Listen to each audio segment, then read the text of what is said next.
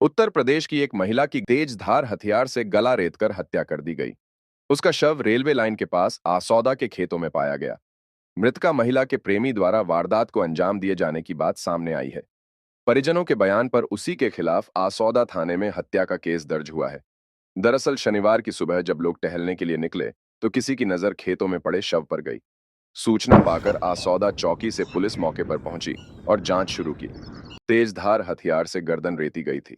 इसके बाद पुलिस ने आसपास गांव में पूछताछ की और इस तरह से मृतका की पहचान करीब 22 वर्षीय शिवानी के रूप में हुई। मूल रूप से उत्तर प्रदेश के हरदोई जिले की रहने वाली थी।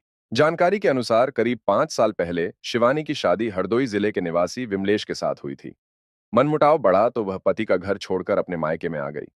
फिलहाल उसके मायके पक्ष के लोग बहादुरगढ़ के गांव जाखोदा में किराए पर रहते हैं।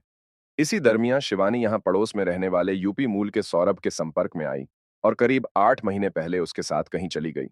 हाल ही में करीब 1 महीने पहले शिवानी अपने पिता के घर वापस लौटी और उसने बताया कि सौरभ उसके साथ मारपीट करता था। पुलिस को दी शिकायत में चक्रपाल ने कहा कि हमारी बेटी शिवानी अपने पति विमलेश के साथ रहना चाहती थी, लेकिन सौरभ उस पर दबाव बना रहा था। 7 जून को भी सौरभ उससे मिला था। उसने रात को शिवानी को बात करने के लिए बुलाया, जिसके बाद वह नहीं लौटी।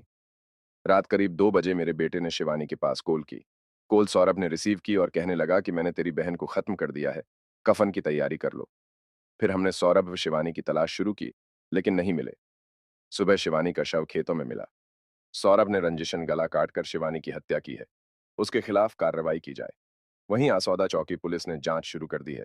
अब कुछ नहीं हुआ। इसका पापा बात करने लगा था शिवानी से, बोला कि हम देखो दारू वारू सब छोड़ दिए, आराम से अपना परिवार रखेंगे, हम तुम्हारे पास आएंगे।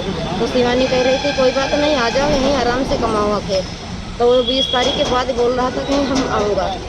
और इसको सौरभ को पता मतलब चला, ये कह रहा था सौरभ कि ना तो तुम शिवानी विमलेश के पास तुम रहोगे और न जब हमारे पास नहीं रहोगे तो अगल अगल तीनों लोग दर भटको, लेकिन कोई तीर ना रहो। और इसीलिए हमका हो सकता है रात में पता नहीं कैसे उठा के ले गया कि मुंह में कपड़ा बांध के 2-3 जन लेके गए। सर मैं सो रही थी, सब लोग जान नहीं पाया कितने खन कैसे क्या हुआ। जब ये 2-2:30 बजे बच्चा रात को जागा, मम्मी मम्मी किया, तो मेरी आँख खुली कि बच्चा ये रो रहा है क्यों। हमने कहा शिवानी शिवानी, तो शिवानी बोली नहीं। चप्पल अप्पल सब वहीं पे पड़ी थी, कुछ नहीं यहाँ से लेके गई। कब सूचना मिली आपको? क्या हुआ? 2-2:30 बजे रात को। क्या हुआ? शिवानी वाला नंबर, तो शिवानी वाला नंबर मतलब फ़ोन हमारा शिवानी का ये सौरभ के पास हो। जब ये शिवानी मिली नहीं रूम पे तो ये फ़ोन लगाया शिवानी के पास।